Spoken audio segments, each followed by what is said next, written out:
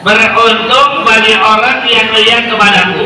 Wa amana bi, dan dia beriman kepadaku. Dia melihat Rasul, dia ketemu Rasul, dan dia beriman kepada Rasul. Tuba, beruntung. Siapa contohnya yang dia hidup ketemu Rasul dan beriman kepada Rasul? Contoh Abu Bakar, Umar bin Khattab, Utsman bin Affan, Ali bin Abi Thalib, dan para sahabat yang lainnya. Apakah ada orang yang hidup ketemu dengan Rasul, bareng dengan Rasul, tapi tidak beriman kepada Rasul? Banyak sekali. Siapa contohnya? Abu Jahal, Abu Lahab, Abu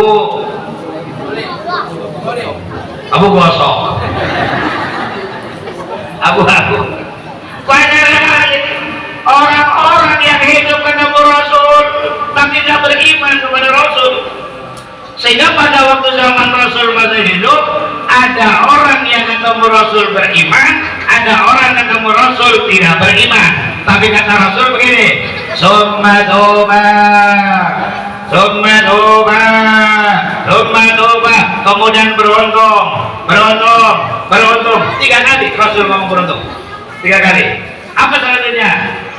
Liman amanati, orang yang beriman kepadaku, walam yaruni, sedangkan dia gak pernah lihat aku. Lebih beruntung orang itu beriman kepadaku, padahal orang itu tidak melihat aku. Alhamdulillah. Berarti siapa? Kita. Berarti kita lebih beruntung dari sahabat. Kalau sahabat kata Rasul toba 1 kali, tapi kita yang gak pernah kenal Rasul, yang gak pernah lihat Rasul, tapi kita beriman kepada Rasul, beruntungnya 3 kali. Summa toba, summa toba, summa toba. Beruntung orang yang beriman kepadaku, sedangkan dia tidak pernah lihat aku. Maka ayo jaga keimanan kita, jaga keislaman kita, karena kekayaan yang paling berharga dalam kehidupan kita adalah Islam ini. Tolong, wala tamutunna illa wa antum, jangan kamu mati kecuali tetap dalam keadaan beragama. Bapak-bapak, tolong anaknya kenalkan Islam. Ibu-ibu, kalau cari mantu yang Islam, gak apa-apa, kaya yang penting Islam.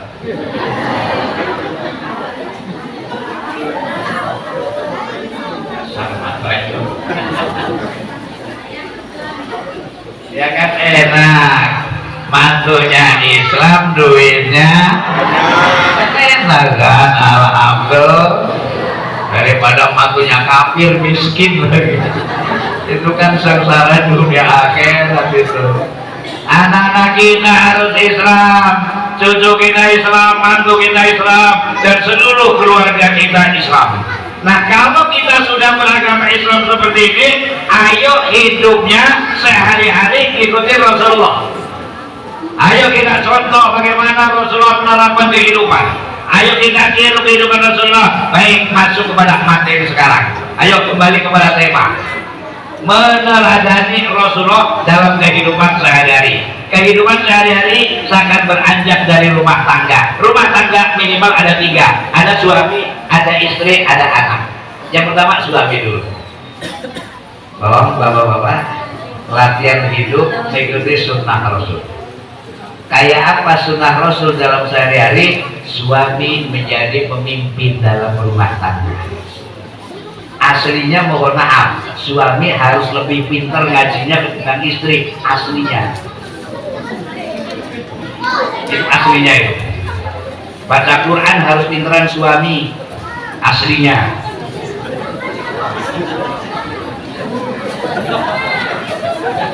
Ngajinya harus pintaran suami. Aslinya. Baca rawi juga pintaran suami.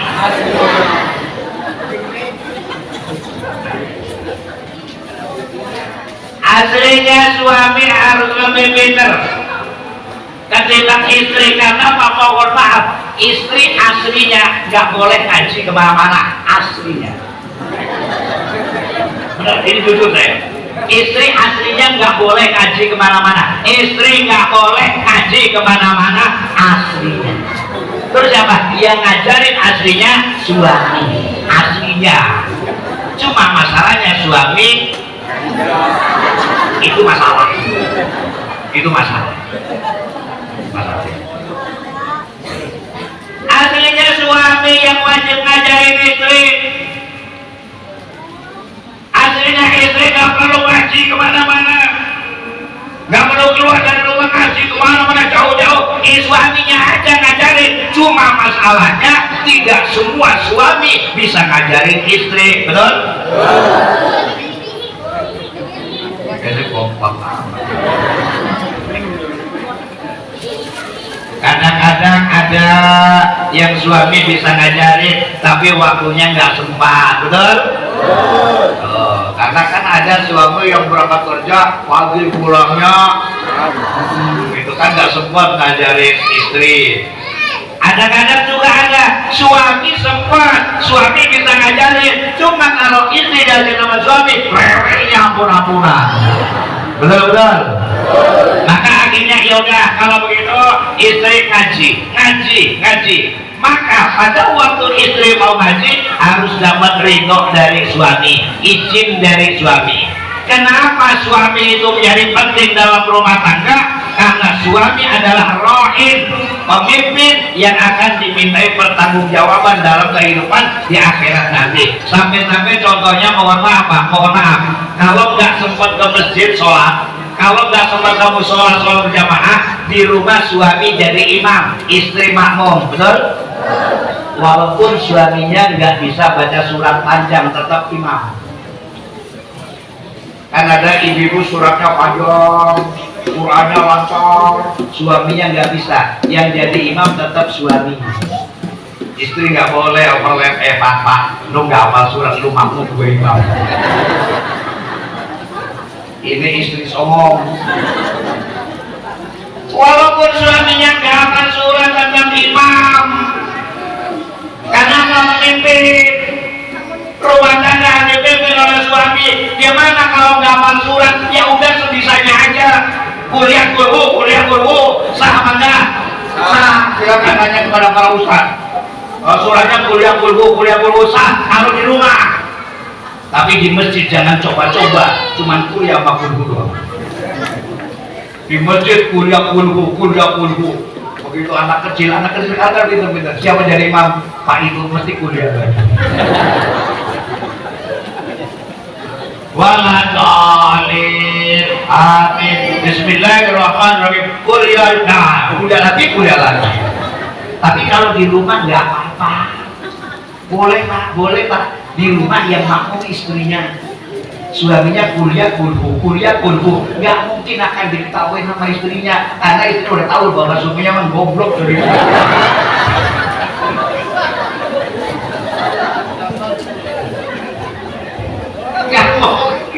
Nggak mungkin diketahui gitu. Orang mana ini setan bawa dulu. Mohon maaf betul. Nggak usah pakai surat juga boleh kok.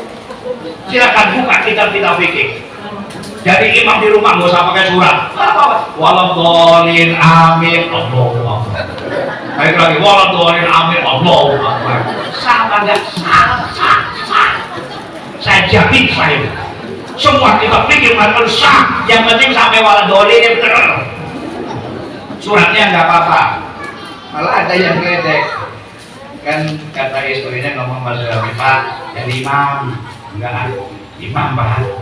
Suami jadi imam. Enggak apa? Enggak hafal surat. Namanya bener. Enggak usah surat-suratan, kayak anak aja.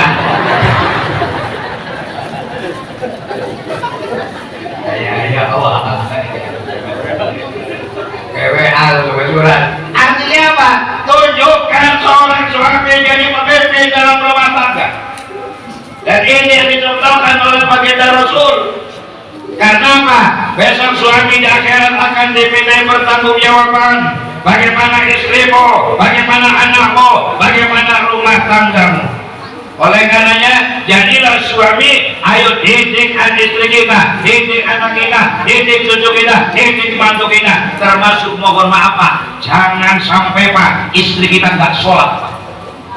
Di akhirat besok suami yang akan dilanda dulu, yang kena azab duluan. Maka tolong mohon maaf, tapi kalau istri yang di sini ini kan istri solehah semuanya. Mohon maaf, seandainya Bapak punya istri nggak mau sholat, tolong boleh dimarahin Pak. Dimarahin masih nggak sholat juga, boleh dipukul Pak, boleh, ini diperbolehkan. Satu-satunya suami boleh pukul istri kalau hanya istrinya nggak sholat. Selain itu nggak boleh sama sekali. Dan suami nggak boleh jelek-jelekin istri Pak. Jangan sekali-kali jelek-jelekin istri, karena istri nggak dijelek-jelekin aja.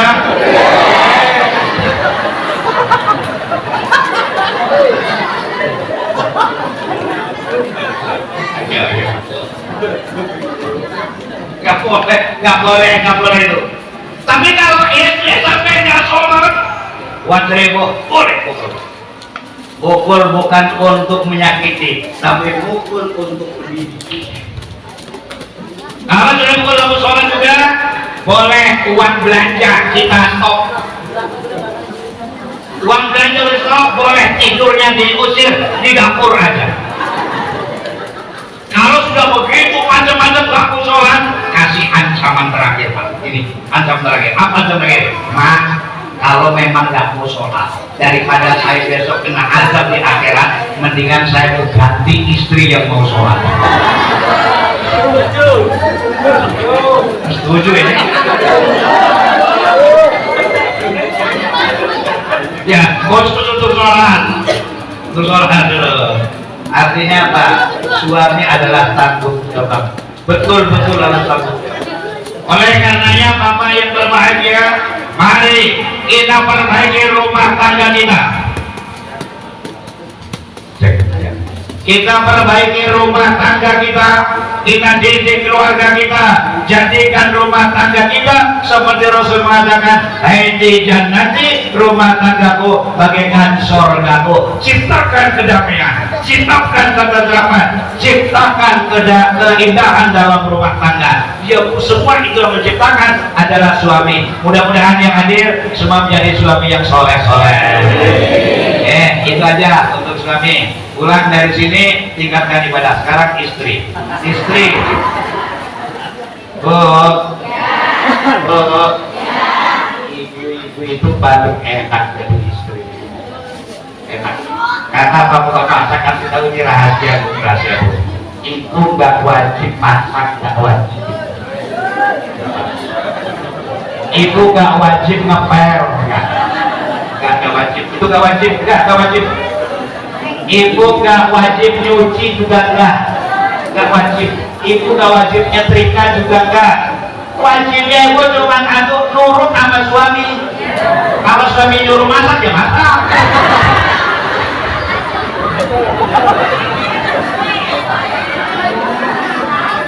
Kalau suami nyuruh nyapu ya nyapu. Suami nyuruh ngepel ya. Jadi wajibnya cuma nurut sama suami. Nah, paham? Udah selesai. Oke, persoalannya selama ini pernah nggak ibu nggak nurut sama suami?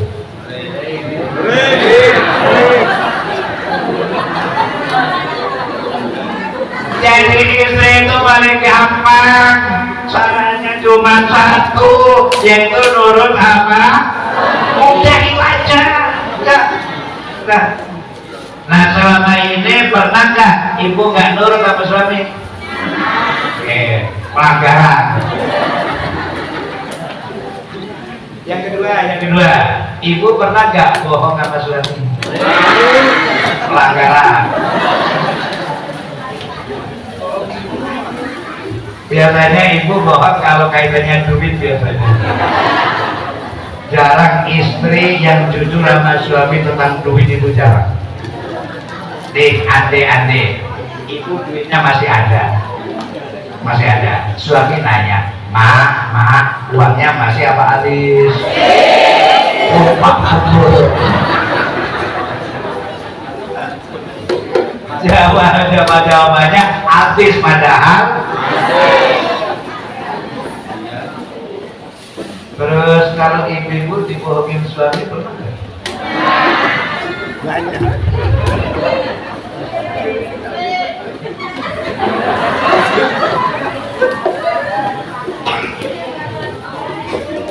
Mulailah kita bangun rumah tangga dari kejujuran. Tolong Bapak yang saya hormati, usahakan tingkatkan kejujuran. Jujur apa istri Pak? Kalau punya simpenan ngomong Pak.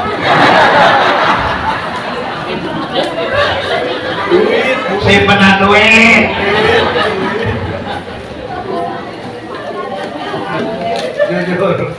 Sampai Rasul mengatakan begini, iyyakum wal kadzib, hindari olehmu dusta. Karena kalau kau dusta, hidup gak tenang. Kalau kau bohong, hidup gak tenang. Mohon maaf, ibu tadi masih punya duit, ditanya sama suami ambil, kan ibu bingung mau naruh di mana? Utang. Naruh di lemari, lemarinya dibuka. Naruh di laci, lacinya dibuka. Naruh dompet, dompetnya dibuka. Naruh di beda.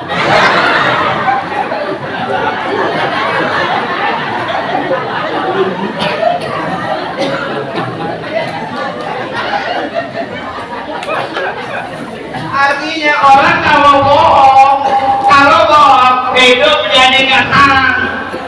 Tapi kalau tadi ibu jujur, suami nanya, mama uangnya masih habis? Masih Pak, tapi kebutuhannya masih banyak. Masuk naruh duit di batas meja, tenang apa enggak? Tenang karena jujur. Makanya jujur itu menjadikan ketenangan, dusta menjadikan kegelisahan. Oleh karenanya mulai hari ini bapak-bapak tolong jujur aja Pak. Jujur. Dan Rasul mengatakan juga pegang teguh olehku kalau hidup ini adalah jujur. Karena jujur menjadikan kebaikan mengarahkan kepada surga. Maka jujur ini menjadi kunci utama. Maka Rasulullah Nabi kita Muhammad SAW diperintahkan oleh Allah karakternya sidik. Sidik artinya jujur. Di negara kita ini mohon maaf Pak, orang pintar banyak tapi nyari yang jujur jarang. Orang kaya banyak tapi nyari yang jujur pejabat banyak yang jujur. Nih, satu lagi. Saya kan ada biro travel umroh haji. Saya akan memberikan hadiah umroh kepada Bapak dan Ibu yang bisa menjawab pertanyaan saya atau tunjuk jari aja. Saya akan kasih hadiah umroh. Siapa di antara Bapak dan Ibu yang ada di masjid ini yang hidupnya nggak pernah bohong sama sekali?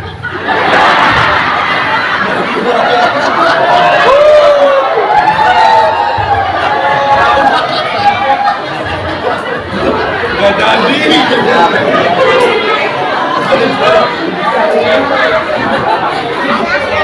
Hapus. Tunjuk jari. Siapa yang hidupnya nggak pernah bohong sama sekali? Saya berangkatkan umroh bulan depan, bulan Oktober ya.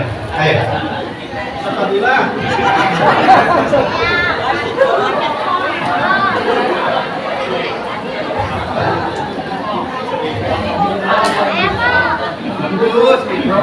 Sehingga bapak-bapak dan saudara-saudara, kejujuran ini adalah yang paling mahal. Paling mahal dalam kehidupan adalah kejujuran. Dan jujur akan menjadikan orang tenang. Tenang akan menjadikan orang bahagia. Kebahagiaan itu ibadahnya jadi enak. Kalau ibadahnya enak, akhirnya masuk surga. Amin. Berarti apa? Ayo mulai hari ini setelah selesai peringatan Maulid, mulai jujur, mulai pelan-pelan. Kalau jujur 100% nggak ada potongan kayak lo.